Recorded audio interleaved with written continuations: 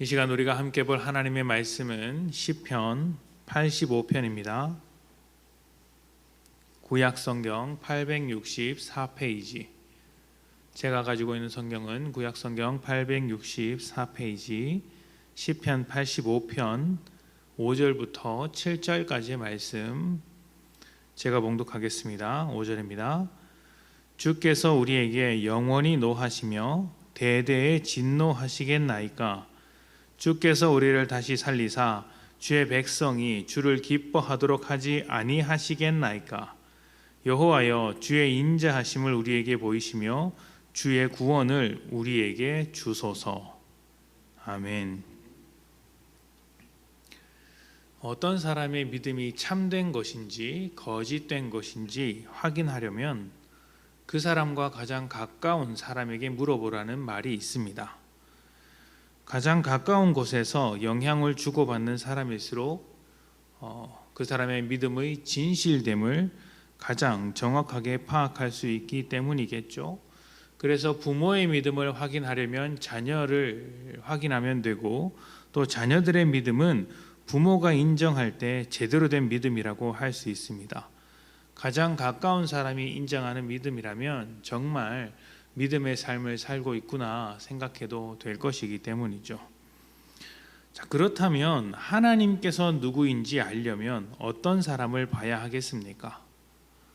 우리는 직접 하나님을 만날 수 없고 볼 수 없으니 하나님을 대신해서 하나님의 어떠하심, 하나님의 모습을 보여주어야 할 사람이 필요합니다. 그 사람이 누구이겠습니까? 가장 먼저는 예수님이겠죠. 예수님은 이 땅에 오신 하나님의 아들로서 하나님의 성품과 하나님의 일하심을 있는 그대로 우리에게 보여주셨습니다. 그래서 예수님은 자기를 보는 자는 곧 아버지를 보는 자다, 이렇게 말씀을 하셨습니다. 예수님을 통해 만날 수 있는 하나님은 어떤 하나님이셨을까요?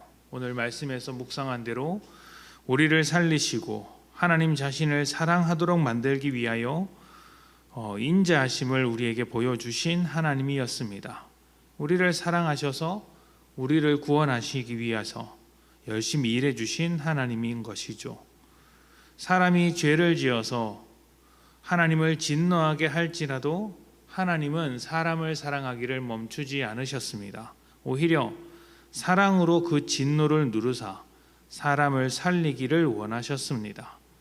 그 사랑이 예수님의 십자가에서 완성되었다고 할 수 있죠. 그래서 우리는 예수님께서 죽으신 십자가를 볼 때마다 죽음의 공포를 느끼는 것이 아니라 우리를 향한 끝없는 사랑을 느끼게 됩니다. 예수님의 그 모든 삶을 통해서 하나님을 만나는 것이죠. 하나님을 볼 수 없는 사람이 예수님을 통해서 하나님을 만났다면 예수님을 알지 못하는 사람은 누구를 통해서 예수님을 그리고 하나님을 만나게 될까요? 예수를 믿는 사람들이죠. 하나님의 자녀이면서 예수님의 제자, 예수를 머리로 삼은 몸된 교회를 보면서, 성도들을 보면서 만나게 되는 것입니다. 우리가 예수님의 성품을 닮아갈수록 세상은 우리를 통해 주님을 알게 됩니다. 우리가 성령님을 사모하며 성령님을 의지하고 살아갈수록 세상은 우리를 통해 성령님의 역사가 무엇인지를 배우게 됩니다. 우리가 하나님의 뜻을 분별하며 살아갈수록 세상은 하나님의 선하신 통치와 하나님 나라의 그 유익함, 그 은혜됨을 우리를 통해 경험하게 되는 것이죠. 하나님에게 있어서 교회는 하나님의 존재를 세상에 나타내는 유일한 통로입니다. 하나님께서 우리를 통해 세상에 자신을 알리시기로 작정하셨습니다. 처음에는 아브라함 한 사람이었고, 그 다음에는 모세였고 다윗이었고 이스라엘 민족이었지만 결국에는 예수님을 통해 하나님의 온전하심이 다 드러나게 되었고, 이제는 예수를 믿는 많은 사람들이 하나님을 알리는 존재가 된 것입니다. 그러니 하나님의 입장에서 이 교회라는 존재가, 또 성도라는 존재가, 여러분이라는 존재가 얼마나 중요한 존재이겠습니까? 세상에게 하나님의 사랑과 은혜를 가르치기 위해서 먼저 우리들에게 사랑과 은혜를 주신다는 것을 기억하셔야 합니다. 우리가 하나님을 어떻게 생각하고 어떻게 받아들이냐에 따라서 세상이 하나님을 그렇게 알아가는 것입니다. 그래서 하나님은 우리에게 인자하심으로 일해 주시는 것입니다. 진노가 아니라 사랑으로 다가와 주시는 것이죠. 하나님이 사랑이라는 사실을 여기서 기억할 필요가 있습니다. 그런 사랑 가운데 살아가는 우리가 세상 가운데 드러내야 할 모습 역시 사랑입니다. 믿음은 어떤 모양을 갖추더라도 결국에는 사랑이 나와야 합니다. 하물며 화를 내고 다투더라도 사랑으로 귀결되어야 합니다. 천사의 말을 하고 사람의 방언을 하고 여러 가지 섬김과 선행을 할지라도 사랑이 없으면 울리는 꽹과리와 같다라고 말한 바울의 말을 기억해 보십시오.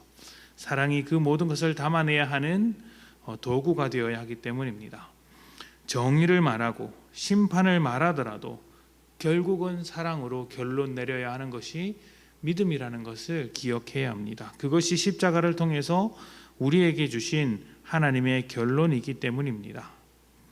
이렇게 말하면 어색할지 모르겠지만 저는 하나님에 대해서 조금 오해를 하더라도 하나님을 잘못 이해하더라도 사랑이라는 결론을 내릴 수 있다면, 사랑이라는 결론을 붙들고 살아갈 수 있다면 하나님께서 그 삶을 기쁘시게 받으실 것 같습니다. 그 삶이 하나님께 영광을 돌리는 삶이라고 인정해 주실 것 같습니다. 물론 하나님을 오해하는 인생이 사랑이라는 결론을 내리기는 굉장히 어려울 것입니다. 또 하나님을 알아갈수록 사랑이라는 결론을 내릴 수밖에 없습니다. 제가 드리려는 말씀은 믿음의 결실이 무엇이겠느냐는 것입니다. 자기 자랑도 아니고 세상에서의 성공도 아니고 사랑 아니고서는 다른 것이 없다, 오직 사랑밖에 없다는 것, 이 말씀을 드리고 싶은 것이죠. 그 놀라운 인자하심과 긍휼하심을 우리에게 보여주신 하나님을 이 세상 가운데 나타내는 것은 결국 사랑입니다.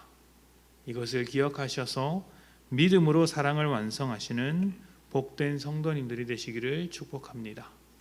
함께 기도합니다.